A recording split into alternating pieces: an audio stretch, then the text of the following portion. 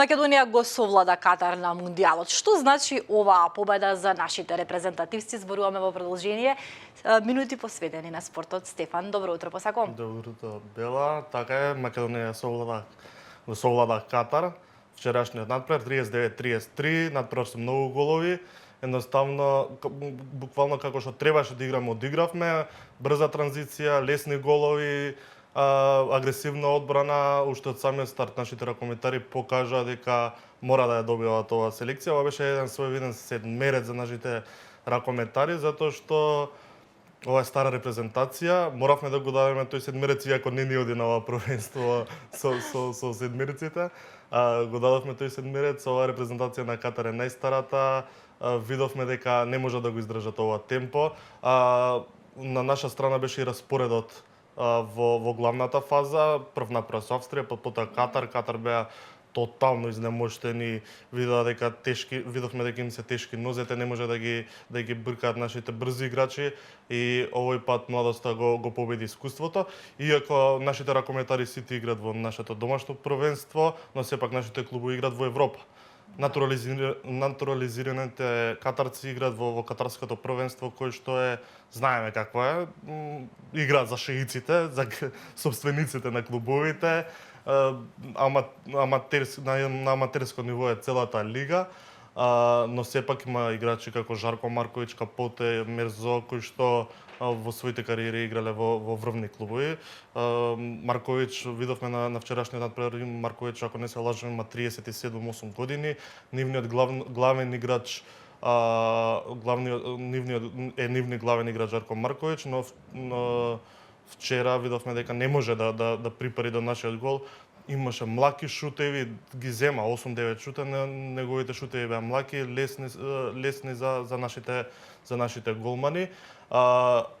Она што спротивност од надпреварот со Холандија, на Холандија ако им досудија 12-13 пенали за холандската репрезентација, овој пат за репрезентацијата на Катар немаше ниту еден пенал. Тоа беше доста интересно.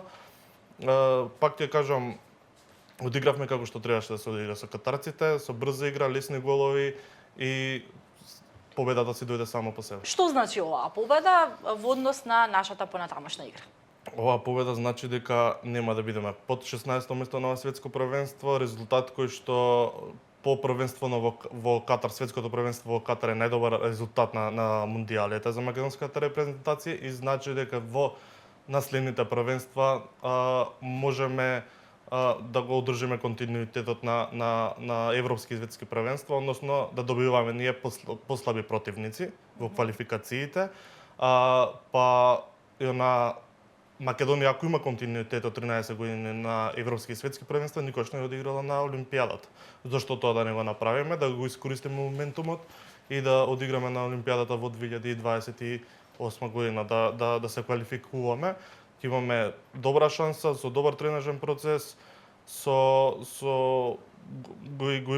имаме базата на играчи, млади се, до 2027, ако не избегнат повредите, мислам дека со оваа репрезентација имаме голема шанса да се квалификуваме на таа Олимпијада. Да големо се подготвуваме со пуканки и со се што е потребно за утрешниот. Утре вечер играме со Франција, најстрашните поднаводници противници, и Кире Лазаров и ракометарите имавме можност и прилика да ги слушнеме дека ќе дадат се од себе и дека спремаат поинакви тактики за оваа игра, што е сосема разбирливо.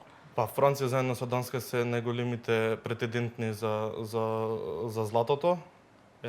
Имаат 2-3 постави кои играат врвно, играат со измени, дозираат на секој надпревар, значи тука се гледа моќноста на Франција, сепак ги добиваат надпреварите со разлика. Јас ќе кажам дека на тој надпревар треба да уживаме, иако постоја шанси ние да одиме во четвртфиналето, сепак нашите ракометари заедно се месец дена, тој е надворот од својата држава, не се со своите семејства за празниците, едноставно треба според мене да одморат, да уживаат на тој надпревар, да не се спрема никаква тактика, едноставно слободно да влезат и да уживаат на надпреварот со французите. Стефан, што ако ги победиме французите? постојат шанси, но не зависи само од нас. Да, ако ги победиме ние французите, треба Унгарија да загуби, Холандија да загуби, Катар да победи на утрешниот надпревар, па некако ние да отидеме како втори со изедначени бодови со Унгарија, но со подобра гол разлика од Унгарија. Мала е веројатноста, не треба да се оптоваруваме ние со тоа. И ова што го направија нашите ракометари е, мислам дека над очекувањата на македонската јавност. Пак ќе кажам, треба да уживаме во тој утрешен надпревар. Ретка е можноста да се игра со такви ракометари, такви професионалци, да се даде шанса на помладите ракометари кои што не добија шанса, како Александар Петковски десното крило, цело првенство Ненад Костевски го одигра. Треба да се даде шанса на Александар Петковски да ги покаже своите квалитети. Иван Галевски на ниту еден надпревар не влезе во крајниот состав. Тоа е најголемиот потенцијал според мене на голманската позиција која што го има Македонија. За 4-5 години треба да биде столбот, треба да биде незаменлив на голот. Треба да добие шанси да се акумулира поголемо искуство, што понатака ќе го искористиме. Што по овој надпревар, значи што се случува понатаму? Дали ова значи можеби, не дај Боже, последен надпревар за нас или каква е иднината на нашата македонска репрезентација? Да, со Франција ќе ни биде веројатно последен надпревар. Пак ќе кажам, ако не се да се случи некој чуди, па ние да отидеме во четвртфиналето, најмногу што може да бидеме 9-то место, најмалку што може да бидеме 16-то место, добар резултат. Пак ќе кажам, после светското првенство во Катар, ако не се лажам, го освоивме 9-то место. Ова ќе биде по тој успех втор најдобар резултат на светските првенства.